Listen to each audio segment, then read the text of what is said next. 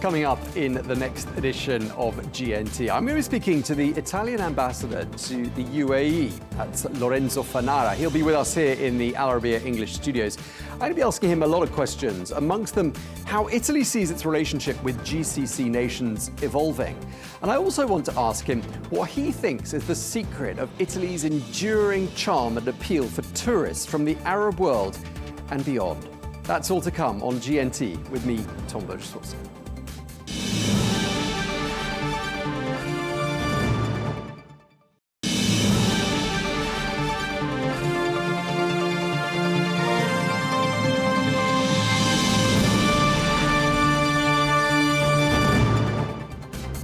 Hello and welcome to Global News Today, bringing you exclusive interviews with leading experts every weekday here on Al Arabiya English. I'm Tom Burges Watson, and coming up on today's programme, we're going to be firmly focused on the latest deadly violence in Gaza, where the US and Israeli-backed group operating aid sites, that's the Gaza Humanitarian Foundation, announced the temporary closure of facilities today. This follows a series of deadly incidents near their distribution sites. We'll get the latest on the ground from UNICEF spokesperson James Elder.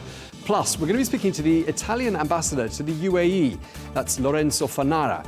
I'll be asking him about Italy's position on the situation in Gaza, as well as what appears to be Italy's newly restored confidence on the world stage.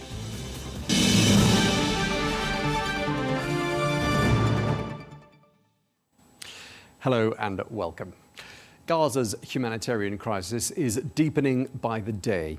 Today, aid distribution centres across the Strip are closed, and the Gaza Humanitarian Foundation, that's the GHF, which is a US and Israel-backed aid network, has announced it is suspending temporarily its operations, while the Israeli military has declared roads leading to the aid sites as, quote, combat zones.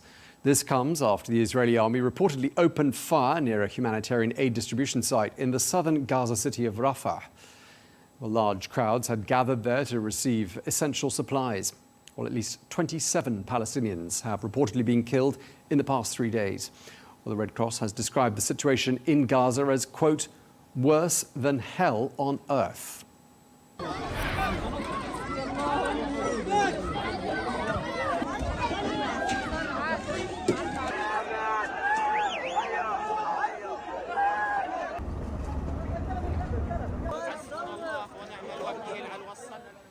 Well, the UN, for its part, has condemned the losses of lives and injuries suffered by Palestinians in Gaza who've been seeking food. The 10 elected members of the UN Security Council called for an immediate, unimpeded humanitarian aid access to the Strip. They also renewed calls for the release of all hostages being held by Hamas and for an immediate, lasting and sustainable ceasefire. Let's get more now. We can speak to James Elder, spokesperson for UNICEF, who joins us from Khan Yunis in Gaza. James, thank you very much indeed for taking the time to speak to us, what I'm sure is a difficult and very busy time for you. Just first of all, tell us what's going on around where you are right now. Tom, weaponry. I don't have military expertise, but consistent heavy weaponry. Only back in the Gaza Strip for 24 hours. It's my fifth time since October 7, but 24 hours, I've met a lot of people who are desperately hungry. I'm seeing again that universal symbol of hand and mouth, but just in the north that I've seen before, but in the south, in the middle area and so on. I've been to Al-Aqsa Hospital where there were 3 drone strikes today. We've had children killed in Khan Yunis. Again, met a little boy in a hospital his home was bombed in a safe zone, and he was the only surviving member with his father. This is in less than 24 hours, so there is a level of despair and despondency, particularly, I think, Tom, particularly around the lack of food for everyone across the Strip, north to south, east to west. It is the one unifying thing that people speak about, spending their days, how do I get food, or how do I get anything resembling nutrition? Okay, so clearly you paint a picture of widespread desperation, malnutrition. Clearly this is having a particular impact on children and the most vulnerable segments of the population. Just tell us a little bit more about that. Yeah, I spoke recently to a colleague who's a nutritional expert who made it very clear to me this situation continues, and by that I mean a continued blockage of aid, not allowing the amount that is required, the amount that we got working through ceasefire, showing what can be done. If this blockade continues, then he said, we will see a famine. And once we see a famine, and you know it's too late. That means that those deaths, those numbers have already started to occur. So we've got a critical nutritional situation. It's a vicious cycle, Tom, because of course there is now a great spike in diseases. Disease and malnutrition are terrible partners. That's what kills a child. A child who's malnourished is 10 times more likely to die from disease. A grave lack of fresh water. So all these things, but these are all man-made. These are all enforced. There's thousands of trucks across the border ready to go. And of course, as everyone knows, all of this within a theatre of relentless bombardments, of a continued war. Well, I hesitate to use the word war. In fairness, wars have laws. This is the destruction of a society, brick by brick, child by child.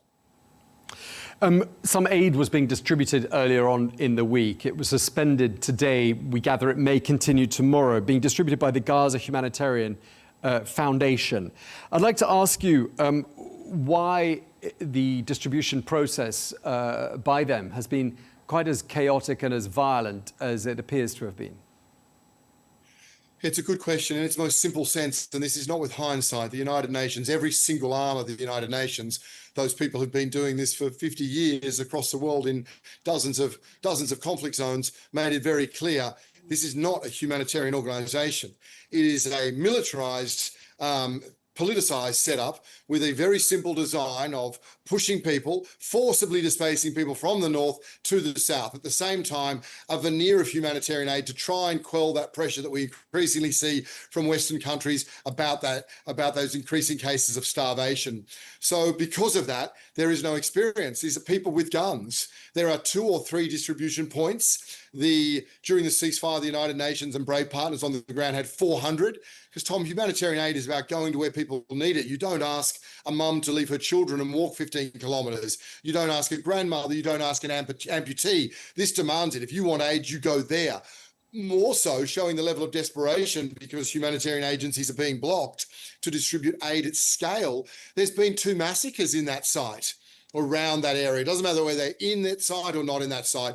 You bring people to an area, you have a responsibility, a legal responsibility to protect them. But again, that would be under humanitarian law. This is not functioning as that. So the great danger always was that you weaponize aid and you have the risk not only of not reaching all people, we knew that was never going to happen, but you get these things. You are bringing civilians into a heavily militarized zone. That's terrifying for Gazans. And yet still last night, Tom, I saw large numbers of people heading that way.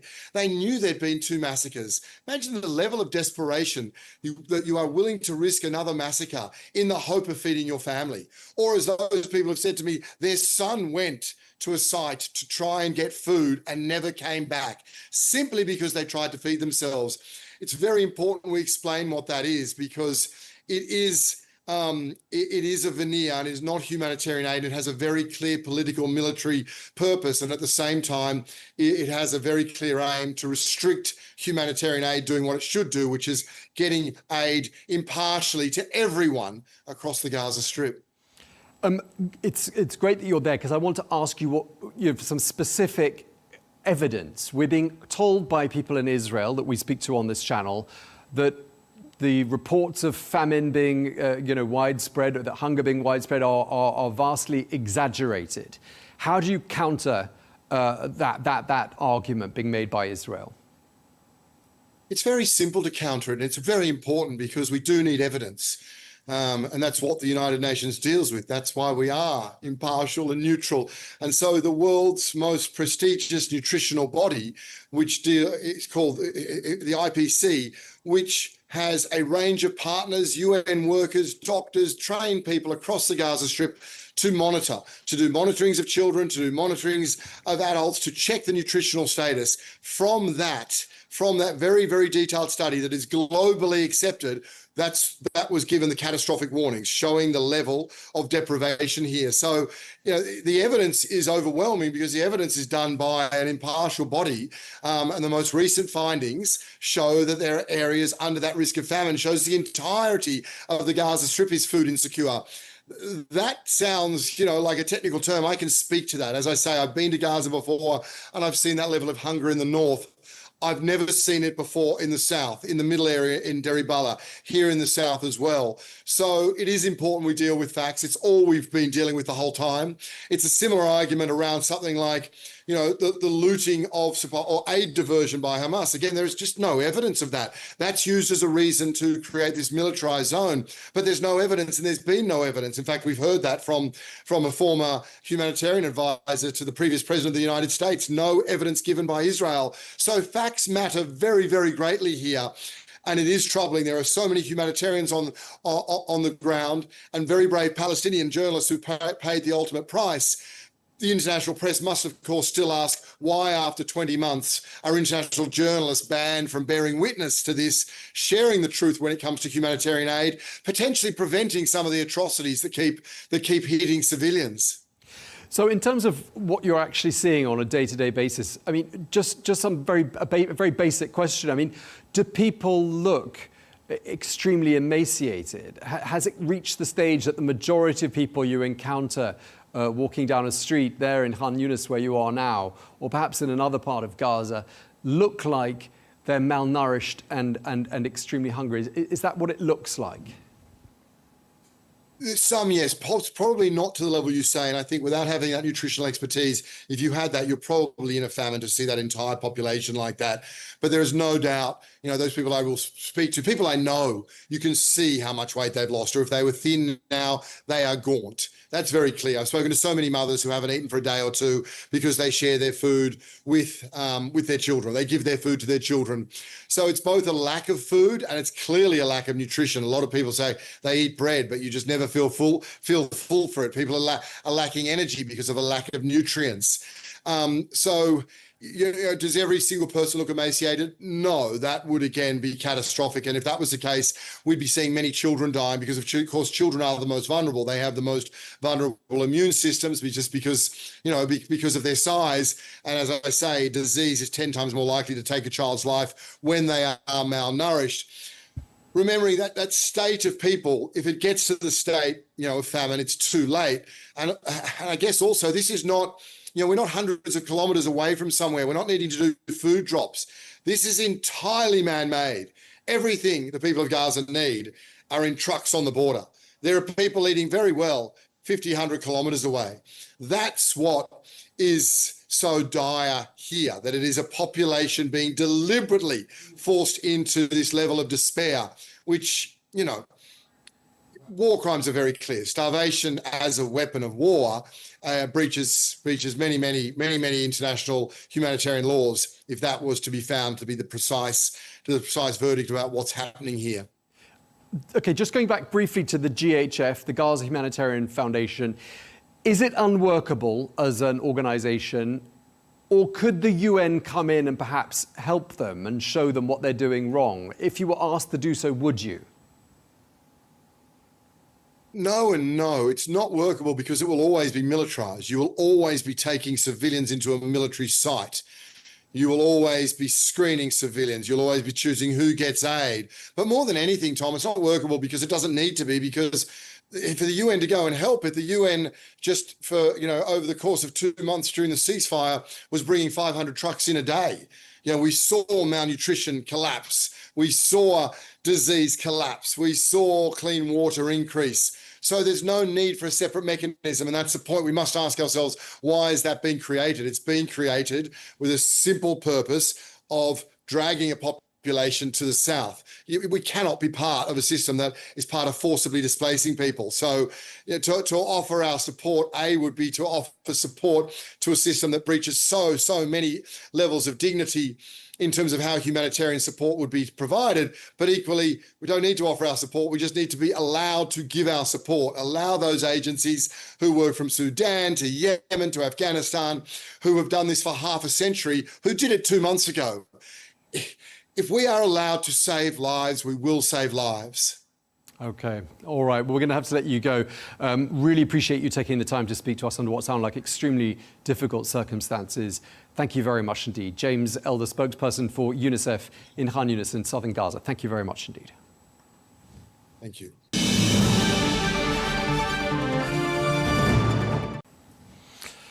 Meanwhile, Israeli authorities and the Gaza Humanitarian Foundation, which uses contracted US security, are continuing to deny allegations that the Israeli army opened fire on civilians who had rushed to collect aid packages. While aid distribution has been suspended, Israeli bombardment has continued across the Strip, killing at least 16 people in a single strike on a tent that was sheltering displaced families. That's according to the local authorities.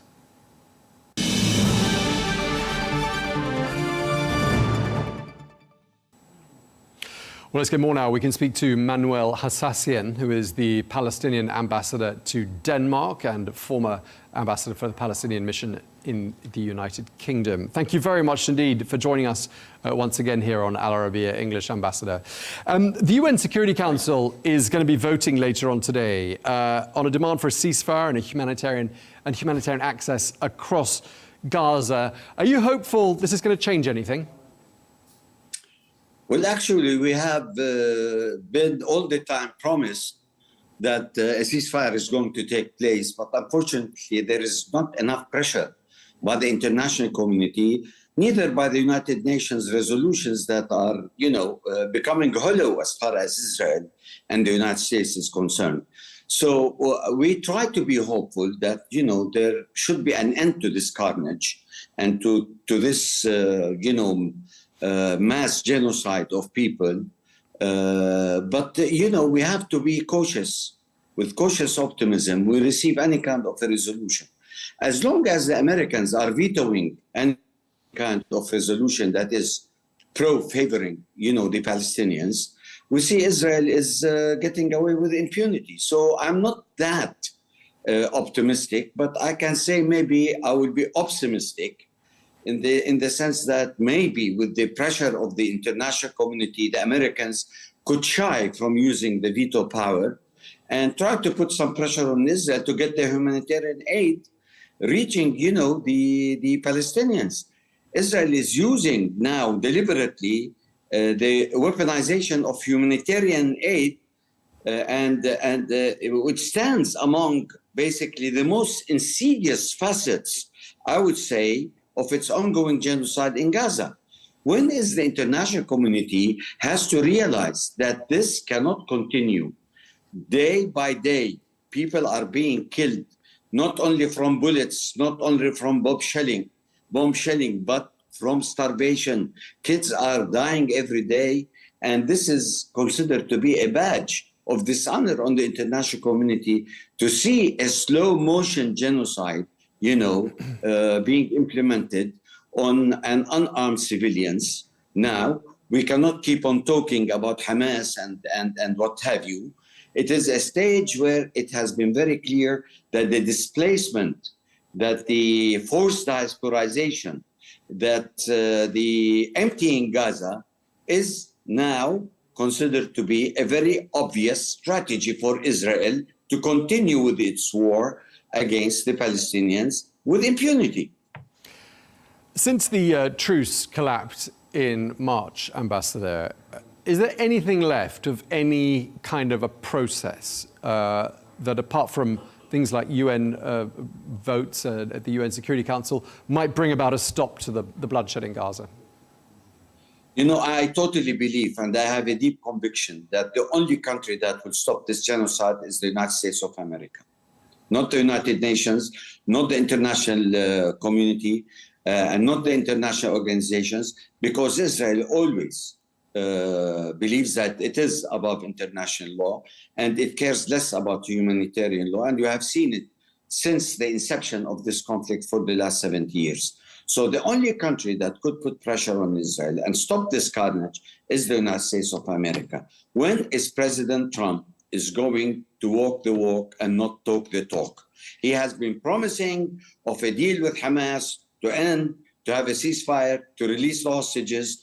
And in the final analysis, we have seen a slow motion process by President Trump. which gives me the impression that continue Israel in killing and displacing the Palestinians as many as you can. So it will be easier for you in the future to control the Gaza Strip. We've been told from the start of this conflict that Hamas stores weapons in civilian infrastructure, like schools, like hospitals. It's something we hear time and time again from the Israeli side. When you hear things like that, what's the counter-argument? Well, the counter-argument is very simple. Hamas has been scattered all over Gaza, and they know the terrain very well, and they know exactly when to hit, when to retreat. I don't think Hamas, will take the Palestinians in Gaza as a human shield, as the Israelis say, because Israel cannot justify the collateral damage in bombing hospitals, killing, and whatever. But where is Hamas in the starvation process by the Israelis? Where is Hamas? Well, is Hamas Israel would argue that Hamas is not allowing always access to the food aid that's being given, and is using it as some sort of a tool to boost its own power and credibility. I mean, that's their argument, not mine. Yes, I understand their argument, and their argument is refuted because also Hamas should shoulder the responsibility of their people in Gaza and try not to block the food for them, because, this is something against Islam if they are really Muslims, as we think they are, and they should not act the way they are acting if this is the allegation of the Israelis. But Israel is trying to come up with all kinds of excuses to justify that Hamas is a terrorist group. Hamas is prohibiting, the agreement for a ceasefire. The onus is always put on Hamas. And Hamas, time and again, are saying, we are ready. And they have accepted Witkoff deal in stopping, this confrontation with Israel, and accepting the fact that the people are worn out. The destruction is total in Gaza. There is no way that the people can steadfast anymore. And that will boomerang on Hamas if it continues, as the Israelis alleging, that they are using them as a human shield. And all the while, close to 2 million people in Gaza are on the brink of famine. And there's this organization, the Gaza Humanitarian Foundation, the GHF, which is supposed to be distributing food to people. And the distribution process has been chaotic, to say the very least, and indeed tragic, because lives have been lost. What's your stance on the GHF? Why is it not able to deliver food? It's like giving in one hand and taking in the other hand. They're trying to do this, but Israel is disrupting the whole process, as if there is a certain kind of a policy that bring all these people to take the food and then we attack them. This is how, people interpret, or else why the Palestinians or Hamas or what have you have to disrupt the distribution of aid and food for the starving people in Gaza. Everybody is looking forward to have a piece of bread and what have you. Do they have the intention of being chaotic? Who is being chaotic here? The Israelis are trying to mess it up. And this is a very deliberate policy in order to attract all the Gazans to come to pick up, the food aid, and then start using snipers, bombing, and what have you. This is genocide. This is genocide with no rules whatsoever. There is no rules in controlling, genocide by one side against the other. A lot of solidarity with the Palestinians. I'm sure you've seen that for yourself. Today, a large protest happening in London, a large protest in Paris last weekend. And there's a boat sailing from Sicily to Gaza. It's called the Freedom Flotilla Coalition, and on board is the environmental activist Greta Thunberg. What's your reaction to that sort of activity? Well, these activities, I must say that they have a certain kind of an impact. It raises more awareness in the international community, and it means that these people are very serious in trying to end the blockade and end the war by their, contributions through flotillas and what have you. And you have seen certain statements coming out from leaders for example, from Lars, our, the Danish foreign minister, saying that, if we continue, looking at what's happening in Gaza and not taking a stand against Israel in what they are doing in starving a people, we are not going to get away with history punishing us. So these are strong statements coming from conservative countries that since day one have been supporting the state of Israel. So I can see a switch now, not only from Ireland, Spain, Norway, and what have you. We are seeing strategic changes in opinion now, because these countries cannot continue to play the good guys for Israel. Now things are out of hand, and the concept of starvation, killing, collective punishment through starvation is something humanity cannot really accept. So there should be a point where, this has to stop. So the voices of such leaders are becoming more vociferous. And let alone that, our diplomats all over Europe are very proactive in trying to exonerate the policies of Israel and its mass murder, is echoing now with more and more people going to the streets and asking for free Palestine.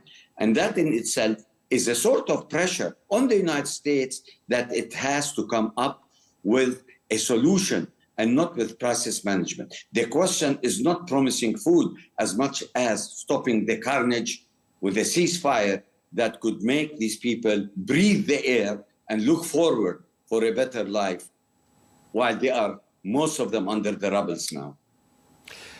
When you hear the head of the ICRC, the International Committee of the Red Cross, warning that the consequences of this conflict could be felt right around the globe if action is not taken, what do you think she's suggesting here? What's she implying here, do you think? She is implying that the international community should move on, that the situation is serious and this crisis is becoming beyond control, and that people are dying from hunger. And this is something, it's a tool of oppression. This is a tool of violence that Israel now is using. I mean, where is the international consciousness? Where is the international humanitarian position on such actions? It's no more bullets and bombs. It's more starvation. It's displacement, ethnic cleansing, killing people, left and right, with no consideration whatsoever. So this is a wake-up call by the International Red Cross that if things like this continue more and more, then we are talking about a chaotic world where international legal frameworks are going to be insignificant in controlling the behavior of state countries. Okay, well, on that note, we're going to wrap up. We're out of time. Thank you very much indeed for taking the time to speak to us. It's my pleasure, sir. Manuel Hassassian, the Palestinian ambassador to Denmark. Thank you very much indeed for your time, sir.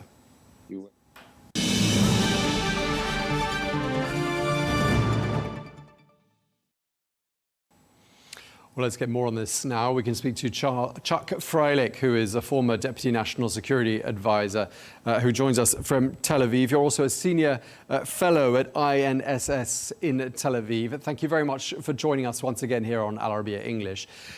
First of all, we've been talking about the humanitarian situation, but let's go back to talking about Israel's military objectives in Gaza. What's being achieved there by Israel, in your view? Well, let me just step back and say that when the war broke out, Israel announced three primary objectives. One was, of course, Hamas's military defeat. The second was its unseating politically, to topple it as the governing body in Gaza. And the third objective was, of course, the return of the hostages. Now, in terms of military defeat, that was largely achieved already some months ago, but not completely. And so the objective now is to go in and try and get as close as possible to that. Personally, I'm skeptical that a lot more can be done today that was not done in the first year and a half of the war. But there is certainly a justified objective. Hamas is pretty much the embodiment of human evil. It launched a war which was designed to bring about Israel's annihilation. It wasn't just the massacre of October 7th. So to the extent that that can be successful, it should be pursued. Unfortunately, the political objective has not been very successful. There's still, for all practical purposes, the governing body in Gaza. And the hostage situation, many have been brought home, but of course not all. Okay, so some of those objectives have been partially achieved, others not. I mean, let's talk about Hamas. I mean, the idea is to eliminate Hamas. Well, people we've spoken to have said that's impossible. How do you eliminate an ideology? And then what? I mean, what is the long-term governance strategy for Gaza? Is there one? Well, first of all, the argument about it being impossible to annihilate and to destroy an ideology, of course, is true as far as it goes. But if that's really the case, then the Allies never should have gone to war against Nazi Germany. Nobody should ever launch a war because you can't kill every last person who has a certain viewpoint. The objective was to destroy Hamas as an effective military organization, as a coherent military organization, and that's largely been achieved. The problem is that Israel withdrew from most of Gaza a number of times, and Hamas then went and reconstituted in those areas, or has begun reconstituting. And of course, if we give them another year or two or three, then we'll be back to where we were October 7th. So there has to be an approach which is based on a longer-term control of the territory, or an alternative political and military force to take over. And here is where I think the Netanyahu government's biggest mistake in the war has been, and by the way, there are no good answers here, but in trying at least to formulate a vision for a post-war Gaza. Yeah, I mean, I'm just wondering whether Prime Minister Netanyahu is looking more politically vulnerable right now than he has done in recent months. I mean, a lot of the people we speak to say that Benjamin Netanyahu stands to face justice as soon as the fighting ends in Gaza, and therefore, they tell us, it's in his interest to keep the war going. I mean, is that a widely shared opinion in Israel? It is. I don't think it's not a matter, in this case, of facing justice. He will eventually face justice in his trial, corruption trial, which is underway, has been for a few years, and is not going to end anytime soon. It'll take another year or two. What you're referring to is his fear, a justified fear, that if and when he's forced out of office or loses the next election, which is no later than next November 26th, that a national commission of inquiry will be established, and it will find him responsible for the failures of the war. Israel has a tradition whenever there's a major failing such as this, of establishing commissions such as this, and they've been quite scathing in their conclusions. So yes, I think he is afraid of this. And I think this is a classic case where, unfortunately, political considerations do mingle together with strategic ones, so that there are really two stories here. One is a justified war against Hamas, and you can argue about how it's being done, but the war itself is certainly justified, and the fact that the prime minister does have his own political concerns here. A three-day anti-war march happening in Israel right now. It's called Standing Together. They're obviously calling for the return of hostages, but also an end to the violence, which is something that a lot of people in a lot of countries are calling for. I mean, there are even protests in London today with that very same goal in mind. Are you seeing any shift, any turning of the tide when it comes to public opinion there in Israel? It's not an anti-war protest. I mean, I don't know the specific demonstration today. I didn't hear about it. But I mean, all of the demonstrations, which I've also personally participated in many of them, it's not an anti-war protest. It's an attempt to get the government to make further concessions to bring the hostages home, with people being willing to pay the price of ending the war. There is very strong support in Israel for the three objectives that I explained before: destroying Hamas, toppling them as the governing body and bringing the hostages home. There are, to my way of thinking, there are good good arguments on both sides. Those who say, no, we have to continue this war because Hamas is such a danger, and if we stop it, we know what will happen. And the other people say, yes, we know that. There is certainly that danger. No one denies it. But first of all, we have to get our hostages home. Sure, and of course, but 20 months on, those objectives, as we've been saying, haven't been fully achieved. 54,510 Palestinians have been killed, and we are told that the vast majority of those are civilians, although obviously many in Israel would dispute that.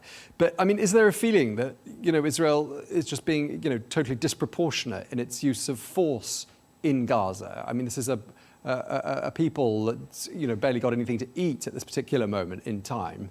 I mean, is there a sense that this is no longer self-defense, this is disproportionate use of force?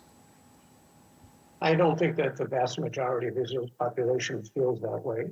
First of all, the figure of 54,000, usually when international media use that term, they said, well, that's according to the Gaza Health Ministry. They did, until it was proven that, on the whole, those figures were largely accurate, and that's independently verified. No, it's been proven that around 20,000 of them are actually Hamas fighters. So it's still a very high number, but a more accurate one is 30-something thousand. Hamas has been weaponizing the suffering of its own people for their own political purposes. Now, if people want to end the war tomorrow, and if people want to end the suffering of the Palestinian people in Gaza, and in principle we're all for that, there's a very simple answer. Hamas has to agree to disarm and to step down as the governing body. They started this war. Again, it started as a war of annihilation. And people are asking Israel to show greater concern for the Palestinians than Hamas, than their own people do. So I think that there's a problem here in the argumentation.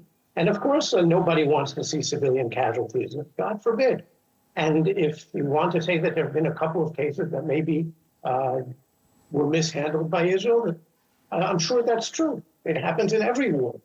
But the responsibility should be placed squarely on those who are responsible for this, and that is Hamas. Yeah, but I mean, how can we place responsibility on Hamas when, they are designated as being a terrorist organization by many countries, and Israel is a democracy that's allied to many Western powers, and therefore should set an example? I mean, doesn't Israel want to hold the moral high ground here? Yes, we would certainly like to.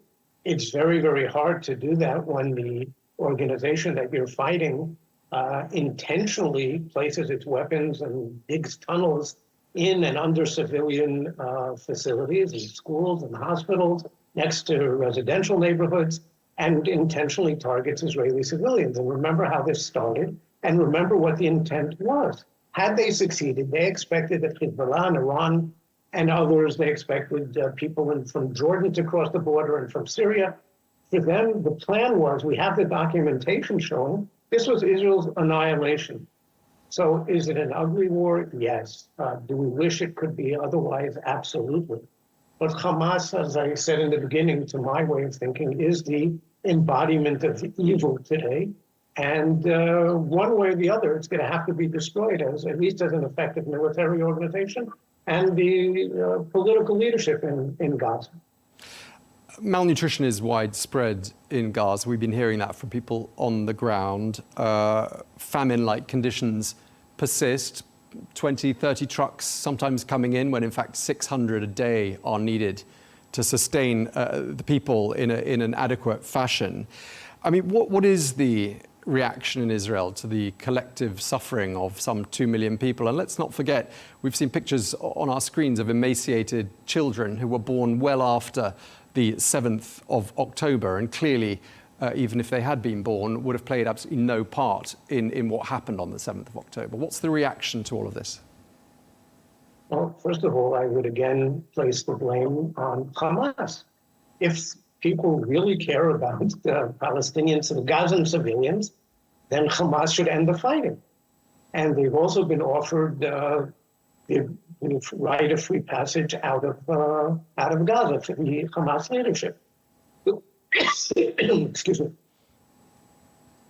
First of all, again, a lot of the figures are just so wildly incorrect. Hamas says starvation, and so the international media pick it up and echo it again and again and again. I can't argue with specific cases that you may have seen. Sometimes, by the way, you can argue with what's really behind it. Because, for example, we know that earlier this week when they claimed that Israel had killed 20-something soldiers, civilians on one of the days, it turns out that it wasn't Israeli soldiers who were firing on them, it was Hamas fighters who were doing so. 1.7 million tons of food have gone into Gaza since the war began. It works out to approximately 100,000 trucks. So Israel isn't pursuing a policy of starvation here. And there is a new system in place. It's problematical so far. There's startup problems, and there's been violence when thousands of people have, maybe I understand them because they're hungry, but they've stormed the distribution centers, and soldiers have felt that their lives were in danger. Okay, hopefully that is just the very unfortunate price of the startup. And it will become an effective humanitarian effort. Yeah, I mean, we're not really just looking at sort of isolated media reports, though, here. I mean, there are some strong words coming from some major global organizations. I mean, the UN Secretary General talking about the deaths of people seeking food aid is unacceptable.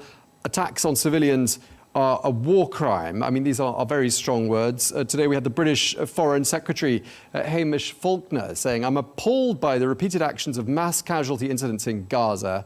And he condemned the GHF, that's the Gaza Humanitarian Foundation, calling it inhumane and saying it fosters desperation and endangers civilians. I mean, these are really strong words. I mean, the like of which I don't expect people in Israel are used to hearing from their allies, are they? Well, maybe from our allies, not that often. From the UN, I expect nothing other than the harshest and most baseless words. Anyone who believes in what the UN says is invited to move to La La Land. I mean, really, they are, as far as I'm concerned, a totally uncredible organization. The humanitarian organizations, some of them are certainly quite credible, but they all have a vested interest. They are humanitarian organizations, so they always see the worst.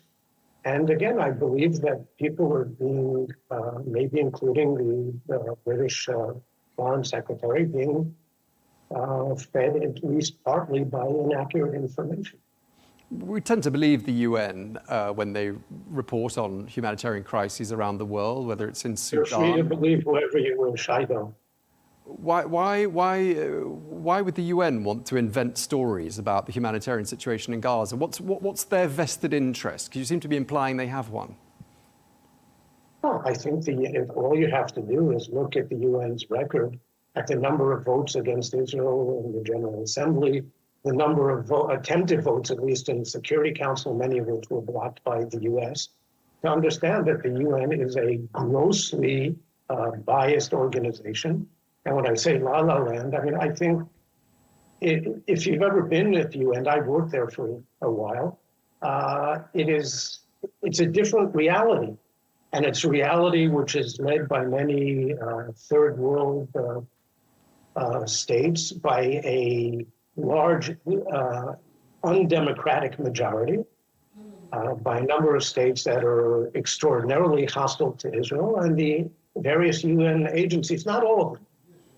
The IAEA, for example, is a professional organization, but many of them have been deeply, deeply invested or taken over, so to speak, by people who have an extreme position towards it. Well, it's as I said, it's not just the UN. Again, the British Prime Minister has spoken out. He's been even more explicit than his Foreign Secretary. I mean, it does feel like it's Israel with one set of opinions and pretty much every other country we can think of with another set of opinions when it comes to the humanitarian situation in Gaza, which is what we're talking about. We're talking about people. We're talking about people dying of starvation. I mean, there needs to be some humanity here, doesn't there? I agree completely. There does need to be, and that's why Israel, as I said, has allowed in 100,000 trucks since the war began. As a matter of fact, it's even more than in the pre-war period, if you break it down. There is a horrible situation in Gaza.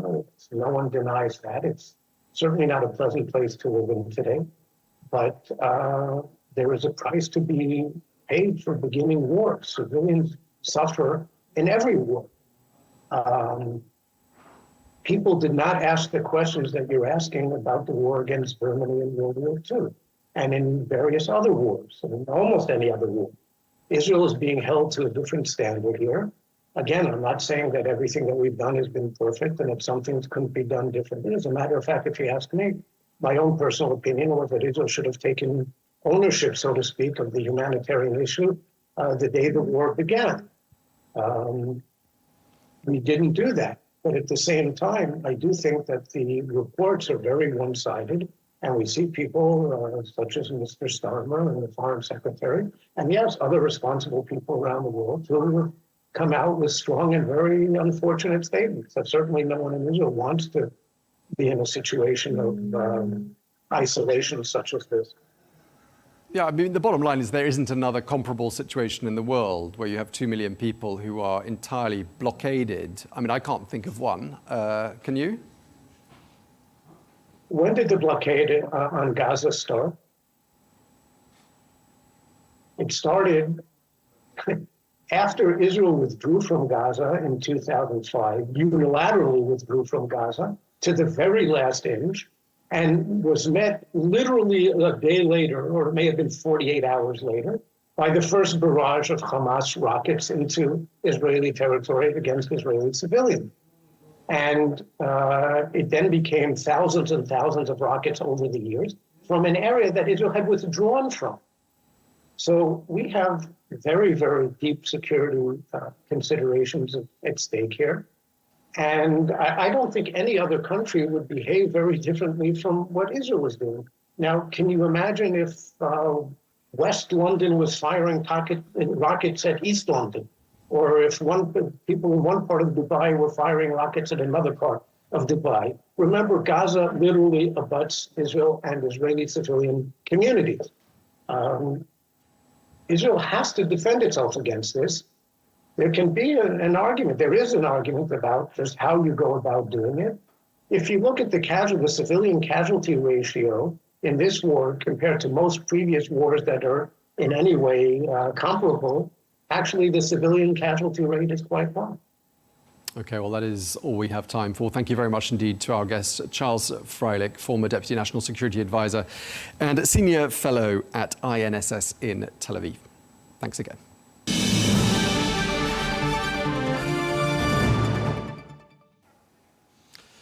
Now, Italy has this week celebrated the 79th anniversary of the foundation of the Republic, and Italy is, of course, increasingly visible and audible on the world stage, with Prime Minister Giorgia Meloni seen recently in major world capitals from Washington to Riyadh. So what is behind this newly restored Italian confidence in global affairs? Well, to tell us more, I'm joined here in the studio by Lorenzo Fanara, who is the Italian ambassador to the UAE. Thank you very much indeed for coming to see us, Your Excellency.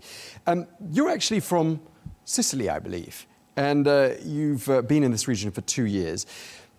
Do you feel, coming from Sicily, some sense of familiarity with the Arab world? Because, of course, there is a strong Arab influence on Sicily itself, isn't there? I think that it's more than some sense of familiarity, Tom. I really feel at home here.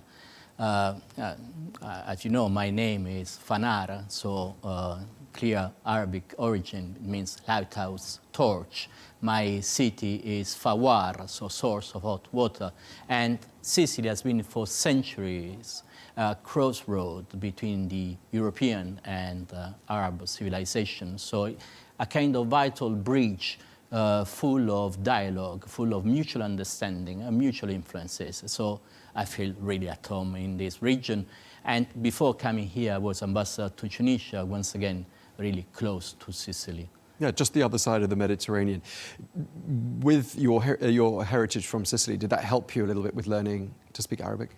Yes, because there are many words in the Sicilian dialect that comes from the Arab language. For example, when a person falls down, we don't say poor man or poveretto in Italian, we say mischino, which is the same word as in Arab or in Arabic. So, for example, the most beautiful building in Palermo is called, Palermo, which is the Sicilian capital, is called Aziza, so the gentle one. Or the island of Pantelleria, Bentaria. So it's full of Arabic names. It's full, I mean, our culture, the Sicilian culture, is a mix of the Mediterranean cultures, because Sicily is in the center of the Mediterranean Sea. And obviously, Sicily's been in the news the last couple of days, everyone concerned about what's been happening on Mount Etna. Are you worried, or is the situation under control? I'm not worried. We are accustomed to these eruptions. Of course, I would recommend to be cautious, but Etna is a volcano, an active volcano, so you have to be cautious, but I can reassure all of the tourists who want to go to Sicily that they can fly, they can go to Sicily and they can enjoy Sicily and the rest of Italy. Just going back to what you were saying about this communality and the sense of familiarity that perhaps Italians feel when they come here to the Middle East, do you think that explains the success behind the Italian community in the GCC countries? Of course, but we have a common history. So sometimes people ask me, why do you have this success? Because for centuries, Italian merchants and Arab traders crossed the route of spices for centuries. And that route of spices was crossed by these people when there were no insurance trades mechanisms, when there were no SWIFT codes, when there was just one fundamental reason to cross this route was business and trust. And I think that after centuries and centuries of exchanges, of trade, of mutual and common understanding, of compromise, the two cultures have understood each other well, and now they are able to exploit this trust in order to do something more important, which is expand their business, expand their investment, expand their trade. So it is no surprise for me, for example, that Italy was the first European country which kindly asked the European Commission to start free trade agreement negotiations with UAE. And now these negotiations have been launched, and we hope that they will be finalized soon. So nothing really surprised you when you arrived on the Arabian Peninsula? You presumably felt well prepared for the job, and coming from Tunisia, you had some linguistic familiarity as well.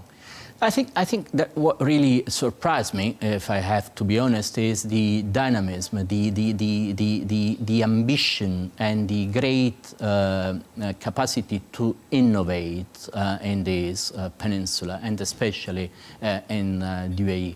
So I was aware of the vision of this leadership, but really it is surprising the capacity to implement this vision day by day. Italy's deepened ties in this region of the world, as you've been saying, over the years. Where are you seeing the most momentum? Are you seeing it in economic field? Are you seeing it in culture, political relations? Where are you seeing the strongest momentum? I have to say that, I mean, of course, I'm the ambassador to the UAE. I have to say that the great momentum is with the relationship with the UAE in political relationship, because there is an excellent chemistry between the Italian Prime Minister and the Emirati President, His Highness Sheikh Mohammed. And for the first time in the history of our bilateral relationship, we organized a state visit of an Emirati president to Rome, where we signed 40 agreements and where the Emirati leadership committed to invest up to $40 billion in the Italian market. And your Prime Minister, Giorgia Meloni, was in Riyadh as well earlier on this year. So clearly Saudi Arabia, a major focus as well for the Italian government. Of course, Saudi Arabia and all the region, because this is the Gulf moment, let's be clear. This is the Gulf moment, this is the place to be, and this is the place where things are happening at a very swift pace. We were talking about bridges earlier on in the context of Italy and the Arab world. But there's another bridge that looks like it's being built at the moment, which is that your Prime Minister, Giorgia Meloni, seems to have a good relationship with the US President Donald Trump. And she's also in the European Union. And I'm just wondering whether you see her role as being something of an interlocutor, kind of a bridge builder between Washington and Brussels. Is that kind of an extension of the job of the current Prime Minister of Italy? Tom, Italy has always invested in the transatlantic relationship. I mean, the Italian Republic is founded on two pillars, the relationship with Brussels and the relationship with Washington. These are the main pillars of our foreign policy. So once again, it's normal, it's natural, it's logical that the Italian Prime Minister wants to have a dialogue, and profitable and honest dialogue with President Trump, and I think she's managing very well. She's got lots of challenges. We'll talk about some of them. One of them is migration, and that's a challenge shared by many countries in Europe. How is Prime Minister Meloni addressing the pressures of migration in Italy and across Europe, would you say? I think if you look at the numbers have been reduced over the last 2 years compared to the previous years. Of course, migration is a structural and, in a way, natural phenomenon. So what the Italian government tried to do, and is trying to do also in these years, is to challenge this phenomenon in a structural way.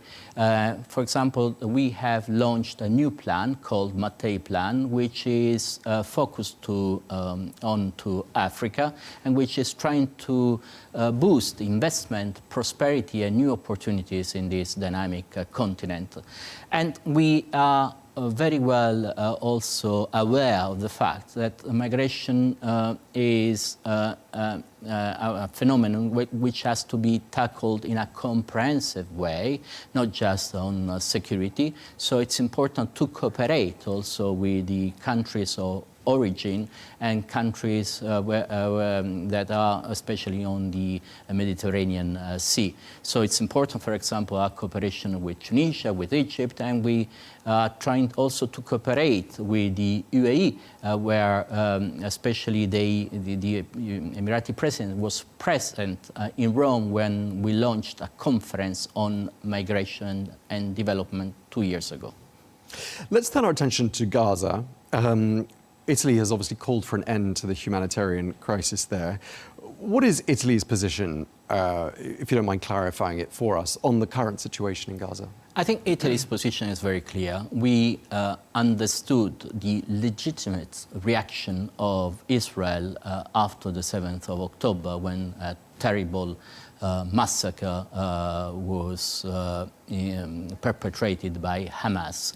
But the suffering of the Palestinian population, the civilians in Gaza, and especially the sick, the children, the elderly, has gone for too long. So the Minister of Foreign Affairs has asked for the bombings to stop and for the resumption of the humanitarian law and especially for the resumption of humanitarian aid. Italy has been fully engaged with a program in favor of the civilians in Gaza, which is called Food for Gaza. We have also welcomed many sick people and many children. In a way, we are trying to give some lights of hope to the civilians in Gaza and, to be honest, to humanity, because it's a way to express our humanity towards people who are suffering.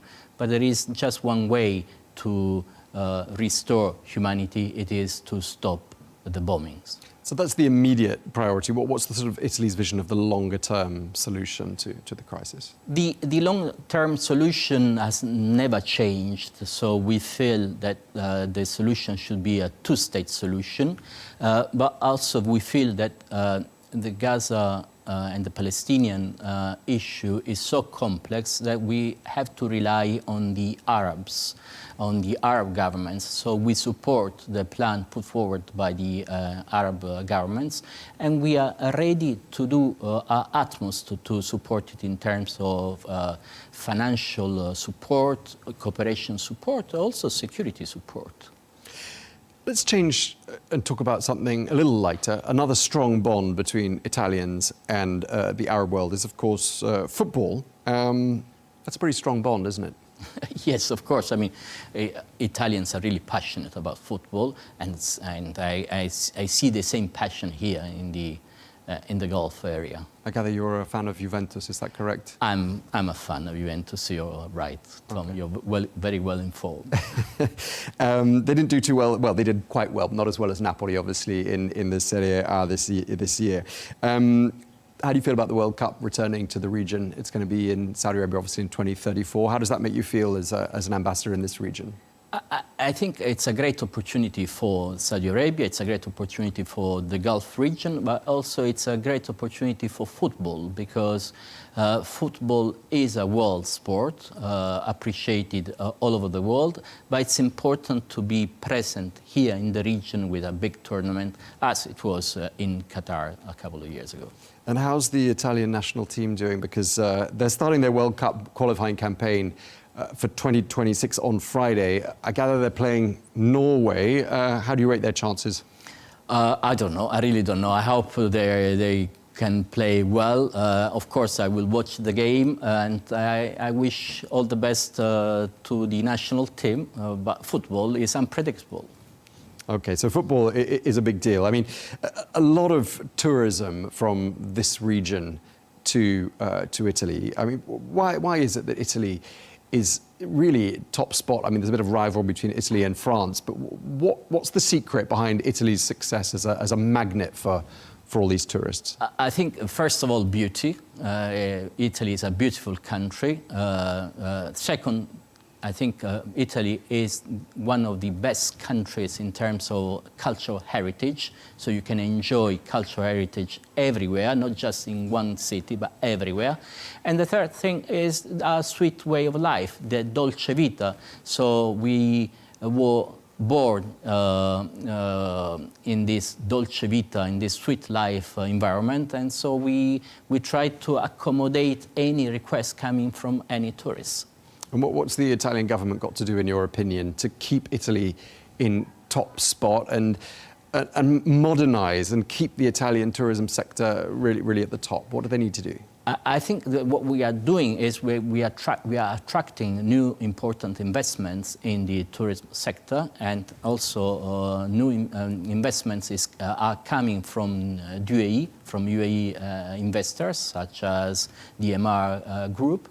So what we are trying to do is to invest in tourism, but also to attract tourism and invest in new infrastructure. But I can tell you that, for example, the airport of Fiumicino, the airport of Rome, is one of the best airports in the world. That's changed a huge amount in the last 20 years, I can tell you that. Just lastly, I mean, obviously tourism, a big part of the broader Italian economy and a big part of your GDP. How is the health of Italy's economy right now? The health is good right now because the GDP has grown by 1% in the last few years, which are not huge figures, but if you compare these figures to many other European countries, these are good figures. And the good thing is also public debt is under control, so the government has done a great job.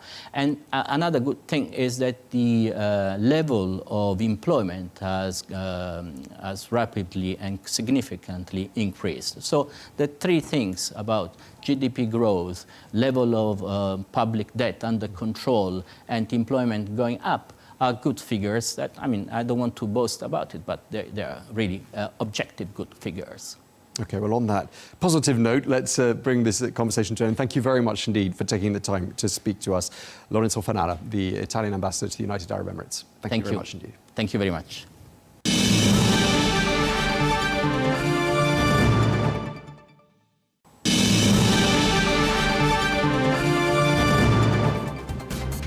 Well, that is all we have time for on Global News today. We've heard there from the Italian ambassador to the UAE, telling us about Italy's place on the world stage, also Italy's opinions and Italy's position with regards to the situation in Gaza. We've had the latest on the ground in Gaza and all the latest on efforts to distribute humanitarian aid there, which was suspended throughout the course of today. We'll bring you up to date tomorrow if we find out there's been any development on any of those fronts. Meanwhile, thank you very much indeed for watching. Be sure to join us again tomorrow for more exclusive interviews. Until then, bye-bye.